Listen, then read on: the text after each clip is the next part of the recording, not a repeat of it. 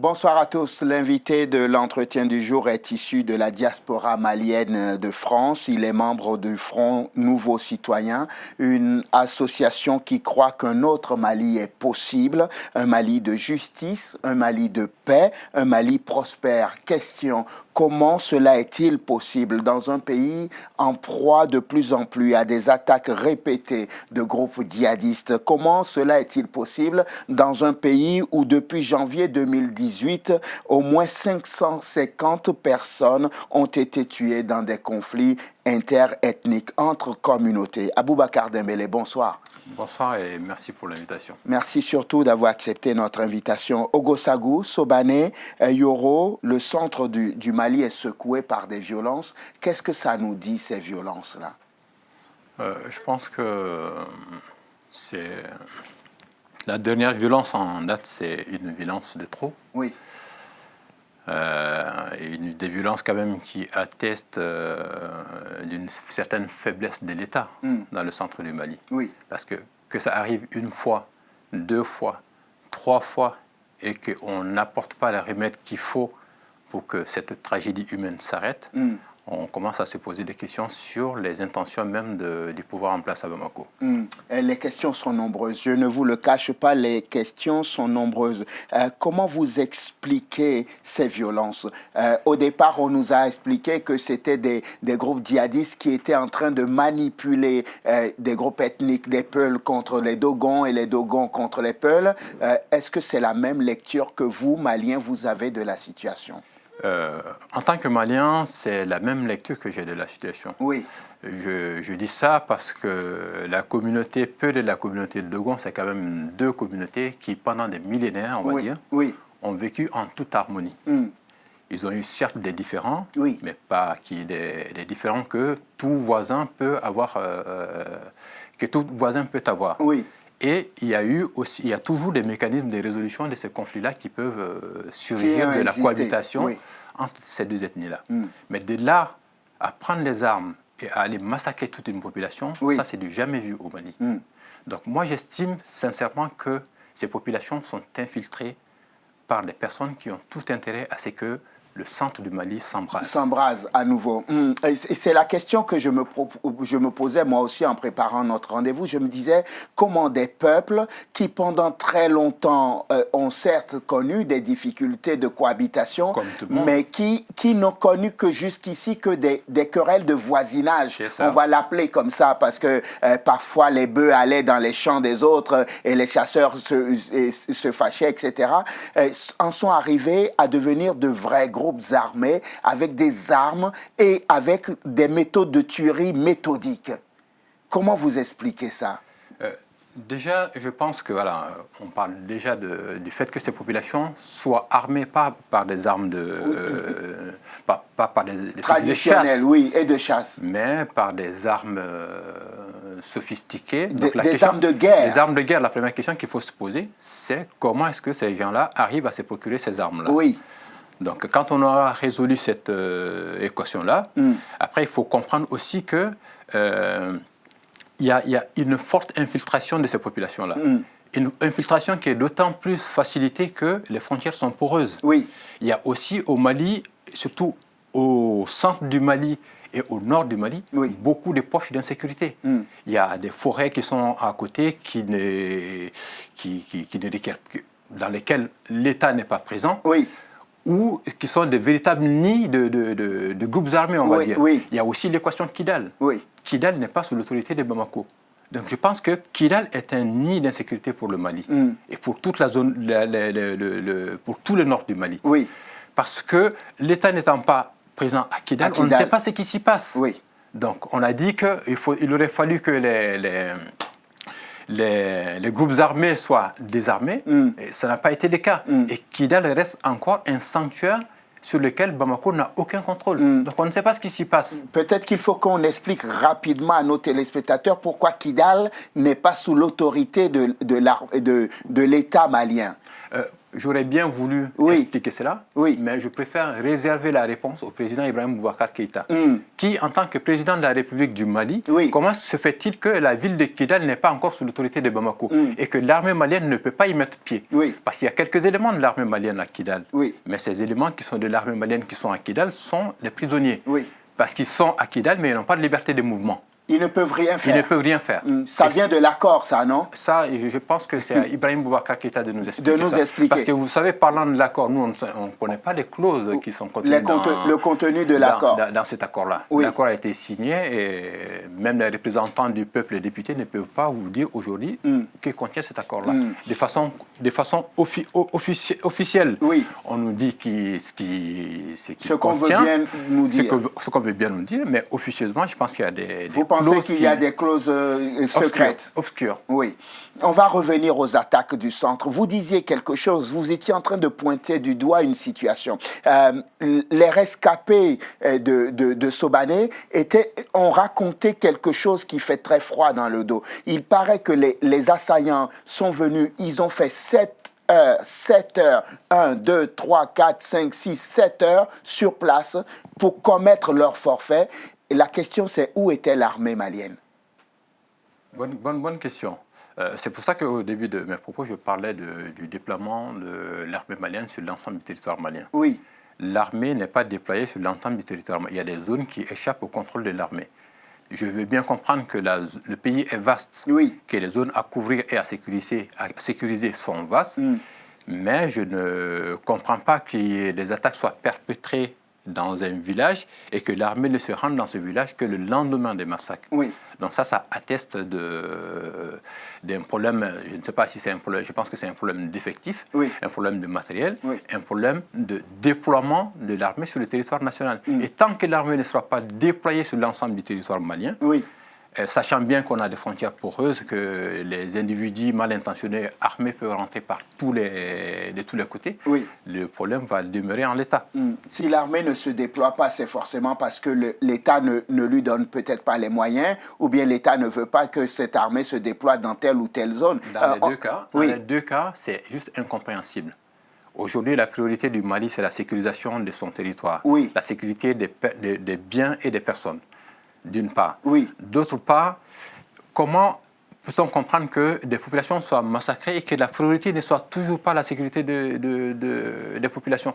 Ça, j'ai du mal à comprendre, en fait. Ce n'est pas ce que dit le gouvernement. Le gouvernement dit que nous faisons tout ce qui est en notre pouvoir pour sécuriser les hommes et les biens. Mais je pense qu'ils ne le font pas assez. Parce que les résultats sont là. Je veux bien comprendre qu'ils donnent des moyens. Mais est-ce que les moyens sont... La question que moi, je me dis aussi qu'il ne suffit pas de donner des moyens. Il faut aussi donner des moyens adaptés. Et ces moyens adaptés-là, je pensais que notre allié français les avait, à savoir les moyens de contrôle aérien. Vous voulez dire que la France n'a pas les moyens de contrôler? La France a les moyens, mais moi, je ne comprends pas pourquoi, bien qu'ayant ces moyens-là, il continue à avoir des mouvements de plusieurs véhicules au sol et que ces mouvements ne sont pas détectés. Vous trouvez curieux que dans un État où on a déployé Barkhane, dans un État où il y a de puissants moyens de surveillance aérienne, on ne puisse pas détecter que des groupes armés se déplacent librement sur le territoire malien et vont commettre des actes et on ne sait pas quand ils partent et on ne sait pas où ils vont se cacher ensuite. C'est ça. J'ai l'impression qu'ils commettent leur forfait, après ils disparaissent dans le sable. Ce qui n'est pas le cas. Ce qui n'est pas le cas parce qu'ils doivent bien venir de quelque part et à la fin de leurs actes, ils doivent bien se cacher quelque part. Pourquoi ne posez-vous pas la question au contraire, c'est-à-dire à l'envers? Pourquoi ne vous posez-vous pas la question de vous dire est-ce qu'il n'y a pas des vrais complices à l'intérieur même du peuple malien? Est-ce que les Maliens eux-mêmes ne sont pas complices de ça? Je ne dirais pas que les Maliens sont complices de ça. Mais je dirais simplement qu'il y a un certain laxisme au niveau du Mali et il y a aussi une certaine complicité de la part de nos alliés, il faut le dire clairement. Parce que moi, vous savez qu'il y a 15 000 hommes de la MINUSMA, qu'il y a les Barkhane et tout ça. Moi, je me dis que ce n'est pas le nombre qui est important. C'est l'objectif fixé à ces organisations-là qui est important. Moi, je ne pense pas qu'ils soient là pour la sécurité et pour la paix du Mali. C'est dur pour eux quand même, là, parce qu'ils perdent des vies quand même. Ils perdent des vies, certes, mais moi, je pense que seule l'armée malienne a intérêt à avoir un Mali sécurisé et en paix. Parce que je ne pense pas que Barkhane, MINUSMA aient les mêmes objectifs que l'armée malienne. Parce que si c'était le cas, je pense qu'on s'en serait sorti depuis bien longtemps. Vous dites ça parce que vous êtes déçu des maigres résultats que le pays obtient en ce moment en matière de sécurisation, c'est ça? Je ne peux pas comprendre qu'il y ait autant de forces étrangères sur un territoire et que les populations civiles dans ce pays continuent à mourir de façon incroyable. Votre président disait au lendemain de Sobané que le vivre ensemble était fortement menacé. Et la preuve, c'est qu'on a désormais des attaques. Il était temps qu'ils s'en rendent compte. Quand même. On a désormais des attaques, des contre-attaques, des règlements de compte à longueur de journée. On se dit que ça ne va pas s'arrêter. Et je pense que rien n'est fait pour que ça s'arrête, en fait. J'aurais pu dire que ça va s'arrêter si j'avais connaissance de choses mises en place effectivement pour trouver une solution pour que ça n'aille pas plus loin. Mais il y a eu un premier massacre, un deuxième, un troisième. Rien n'a été fait. Donc objectivement, je ne vois pas de raison pour que ça s'arrête. Vous craignez que ça continue? Je crains que ça ne continue malheureusement. Parce que rien n'est fait pour que ça s'arrête. Quand vous parlez à vos frères, à vos sœurs, quand vous avez la famille au téléphone, qu'est-ce qu'ils vous disent de la situation? Déjà là, je pense que tout le monde se plaint au Mali en fait. Oui. Tout le monde se plaint de l'insécurité de cet accord-là, de la MINUSMA, de la force Barkhane. Je pense que à Bamako aujourd'hui et dans le reste du Mali d'ailleurs, le regard qu'on avait de la France est en train de changer. N'est pas en train de changer, a changé, a véritablement changé. Donc les Maliens se posent la question de savoir maintenant pourquoi la France était au Mali. Dans quel objectif? C'est pour aider les Maliens, vous avez perdu la mémoire. Au départ, c'était ce que les Maliens pensaient, sauf qu'on assiste quand même à des comportements des forces armées françaises au Mali.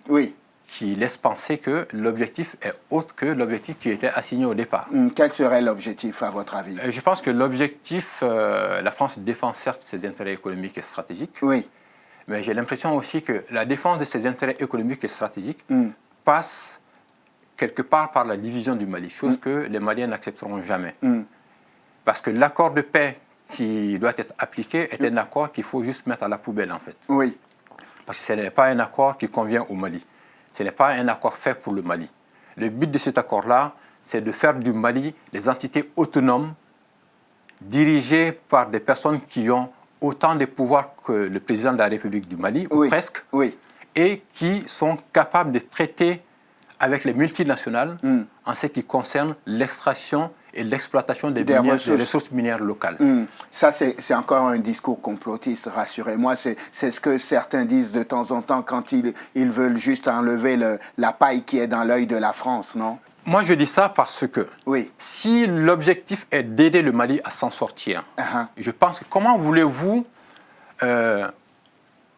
trouver une solution à un problème sans aller au fond? Le fond du problème malien, ce n'est pas la descente. Là, il parle, on passe une étape dans la décentralisation. C'est plus qu'une décentralisation qu'on demande à travers l'accord de paix. Alors qu'au Mali, déjà à l'heure actuelle, la décentralisation au Mali est l'une des plus poussées en Afrique de l'Ouest. Donc le problème n'est pas au niveau de la décentralisation. Si on veut réellement aider le Mali, je pense qu'il y a des problèmes en interne qu'il faut régler, comme le problème de l'injustice, le problème de la corruption, qu'il faut régler d'abord. Donc l'accord ne vise pas au règlement de ces problèmes-là. L'accord vise une partition. De fait, en appliquant cet accord, c'est une partition. Et je pense, j'irais même plus loin que le fait que le centre du Mali s'embrase n'est pas quelque chose d'innocent. Je pense que l'objectif final, c'est de pouvoir installer au centre du Mali une force, une zone tampon. De faire une zone tampon pour entériner de fait la division du pays. Vous lisez beaucoup de romans policiers, non? Le problème, c'est que c'est maintenant qu'il faut agir. Parce que quand on commence à se dire que c'est des romans policiers ou que c'est des affabulations, le moment où on va se réveiller, c'est qu'il sera trop tard. Donc il faut tout faire pour mettre à la poubelle cet accord-là et ne surtout pas réviser la constitution malienne pour l'adapter à quelque chose que moi je considère comme... c'est une capitulation en fait.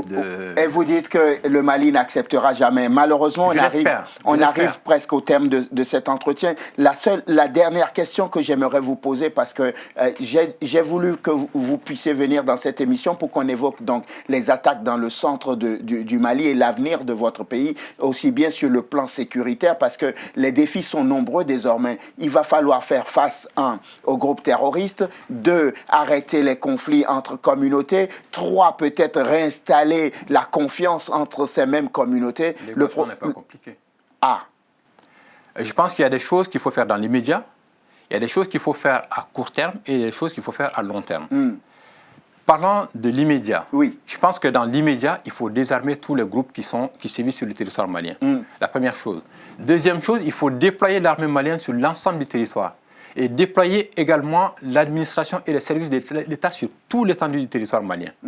Une fois que ça se sera fait, il faut que les personnes qui ont été désarmées puissent réintégrer l'armée nationale, pour ceux qui en sont capables.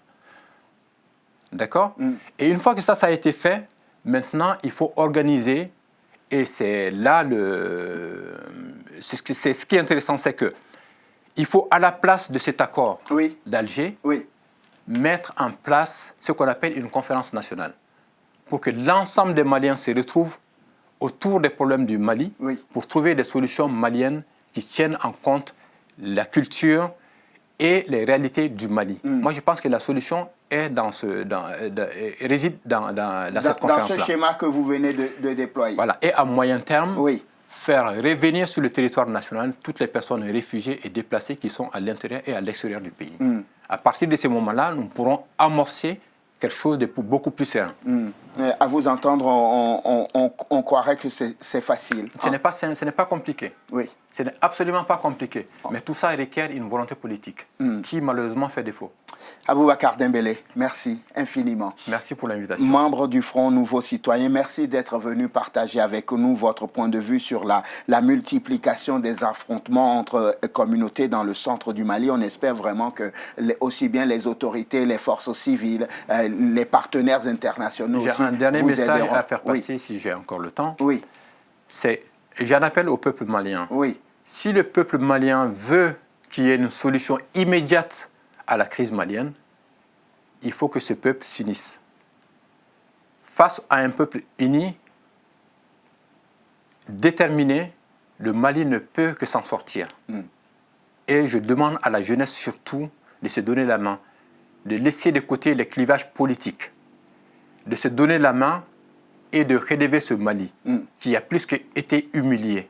Voilà ce que j'ai à dire à la jeunesse malienne. Votre message est passé. Merci beaucoup, Aboubacar Dembélé. Merci pour l'invitation. Merci à vous de nous avoir suivis. Je vous souhaite de passer une excellente suite de programmes, évidemment, sur Télésud. On se retrouve demain pour un nouveau numéro de l'entretien du jour. D'ici là, portez-vous bien. À demain.